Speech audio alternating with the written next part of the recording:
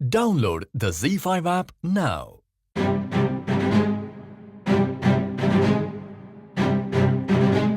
हे सगळ्यांनी घ्या ना डोक्यावरती, छान दिसाल. झी मराठीवरील सनई चौघडे या मालिकेत येणार मोठा ट्विस्ट. आसावरी घरातून पळून गौतम सोबत करणार सामूहिक विवाह. मालिकेत सध्या आपण पाहतोय की घरात गौतम बांदेकर आणि आसावरीची हळद पार पडते. हळदीत जय आणि गौतम वेश बदलून येतात कारण गौतमची उष्टी हळद आसावरीला लावायची असते. जय आणि शर्वरीने गौतम आणि आसावरीचं लग्न लावायचा विडा उचललाय. त्यामुळे जय आणि शर्वरी आसावरीला पळवून नेतात हे आगामी भागात पाहायला मिळणार आहे. सामूहिक विवाहात नेतात जेणेकरून त्यांची ओळख लपली जाईल.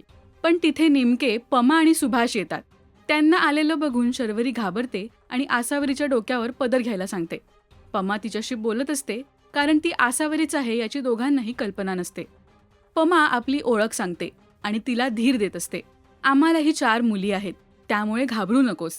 आम्ही तुझ्या आई वडिलांसारखेच आहोत असं पमा तिला सांगते. पण तू पळून आलीस हे आम्हाला पटलं नाहीये.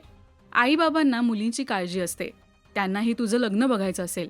आमच्या 4ही मुली गुणी आहेत, कधीच कसली तक्रार करत नाहीत. माझी मोठी मुलगी आसावरी तर समजूतदार आहे. आम्हाला तिचा अभिमान आहे असं दोघंही आसावरीच्या समोरच बोलत असतात. पण डोक्यावर पदर असल्यामुळे ती आसावरीच आहे याची त्यांना कल्पना नसते. हे समजुतीचे बोल ऐकल्यावर पमा आम्ही तुझं कन्यादान करू असं सांगतात. ते ऐकून आसावरीला अश्रू अनावर होतात. तर सध्या मालिकेत आसावरीची हळद पार पडते. पण जय आणि शर्वरीच्या डोक्यात वेगळंच काहीतरी शिजतंय याची कल्पना पमा आणि सुभाषला नसते. मालिकेत आता काय घडणार? पळून आल्याचा आसावरीला पश्चाताप होणार का हे पाहणं आता महत्त्वाचं ठरणार आहे.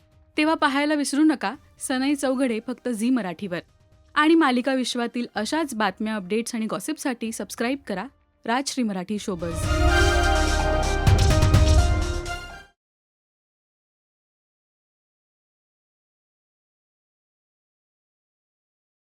Download the ZEE5 app now.